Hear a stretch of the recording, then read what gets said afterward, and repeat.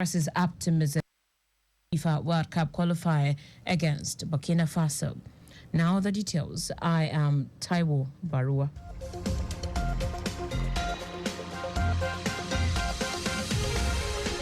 Lagos State government says it is working in partnership with the private sector to ensure environmental sustainability and security for children in its basic and secondary schools.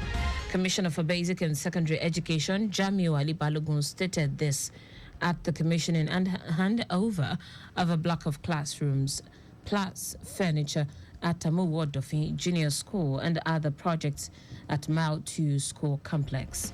Ali Balogun noted that the intervention is a private sector-driven corporate social responsibility by port, terminal, multi-services and a service to humanity.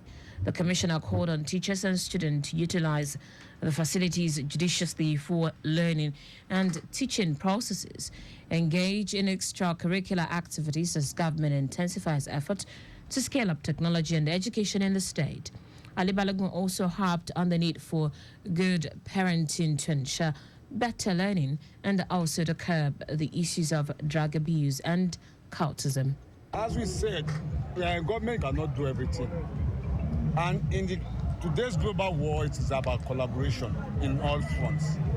So it is about social corporate responsibility of each companies, whether small or big, to come up with something extraordinary within their community so that people can have their feel, be it building school, be it building road. But today we witness two things, even three things: road, transformer, and the school. That is more or less a priority coming from the private sector partnership in education in Lagos State. On his part, the permanent secretary of the ministry, Abayomi Abolaji, said the group had been collaborating with the state government in implementing several projects, including construction of access roads, gates, fence, new block of classrooms, provision of mini transformer and water tanks at Mile 2 School Complex, urging the teachers and students to take ownership of the facilities. The group's managing director, Sanio Russo, thanked Governor Babajide Sanwo-Olu's administration for its support and vision, restating the commitment of the group to social responsibility with focus on environmental sustainability, education, among other interventions to equip future leaders and create positive impact on the community. We've been supporting these school facilities, and in the last 4 years alone, we've built a number of projects. We feel the obligation to give back to our community. So we want to be in an environment which is thriving, and that's why we've been supporting both the community and the schools. Stakeholders at the event thanked the present administration for partnering with the private sector to bring about development in its bid to move education and other sectors in the state forward to enviable heights. The Lagos State Ministry of Tourism, Art and Culture has concluded plans to hold an engagement session with the tourism stakeholders in the hospitality sector on the current industry challenges, emerging trends, policy frameworks, and collaborative opportunities within the entire hospitality value chain. According to a statement issued by the Commissioner for Tourism, Art and Culture, Toke Benson Awonyika, the engagement is slated for Thursday, 30th May in Victoria Island. It is targeted at bringing together key players in the hospitality sector, including representatives from hotels, lounges, restaurants, bars, beaches, resorts, event centers, and nightclubs for tourism development. The initiative will underscore the commitment of the ministry to foster collaboration and drive sustainable growth within the sector. Speaker of the Niger State House of Assembly, Abdul Malik Sarkindaji, has stopped the planned wedding for 100 orphan girls in his constituency, saying he will not grace the occasion. Sarkindaji took the decision following the action of the Women Affairs Minister, Uju Kennedy Ohaneye, who dragged the Speaker to court to hold the wedding. The Speaker made this known during a media briefing. He said the funds provided would not be withdrawn, noting that his motive for wanting to sponsor the wedding was the state of poverty of the girl's parents and not a constituency project, as reported in the media. Now to the rest of the stories. The United Nations resident and humanitarian coordinator for Nigeria, Mohammed Fall, says about 5.9 million Nigerian children face severe food and nutrition crisis, the highest globally. Fall said these at the launch of 2024, the Lean Season Food Security and Nutrition Crisis Multi-Sector Plan. According to him, the plan seeks to harmonize with existing government investment and actions in the areas of food assistance, health, water, and sanitation, with the target being northeastern states such as Borno, Adamawa, and Yobe. The UN resident coordinator noted that 700,000 children under 5 years are reported to be malnourished in Borno, Adamawa, and Yobe state. Fall noted that 4.8 million Nigerians are at risk of food crisis in this year's lean season, that is June to September, which is further worsened by flooding, inflation, and the war in Ukraine, which has made access to food more difficult.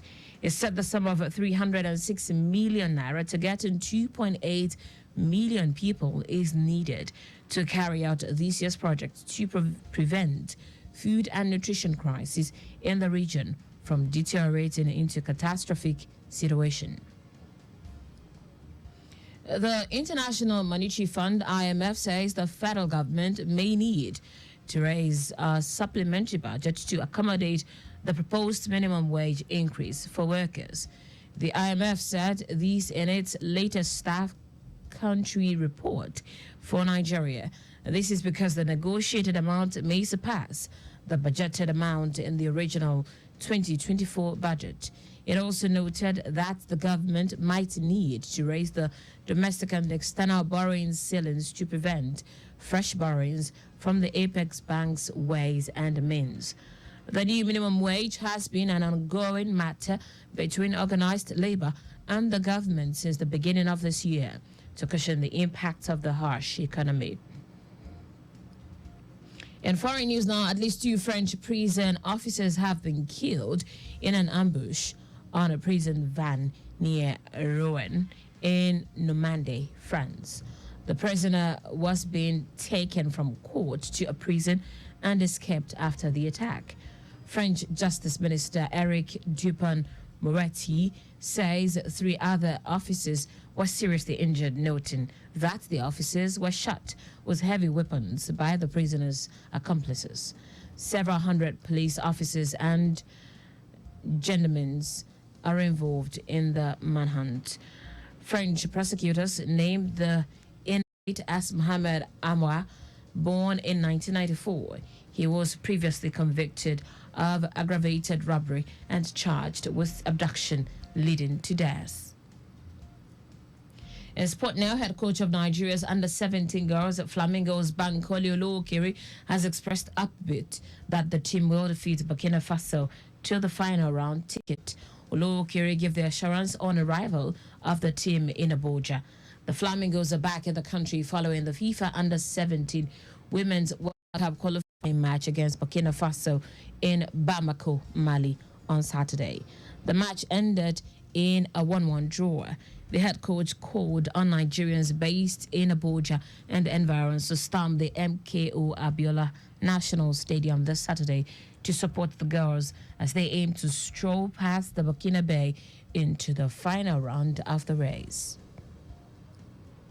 And that's it on the news at 4, but just before we go, please do not drive beyond specified speed limit.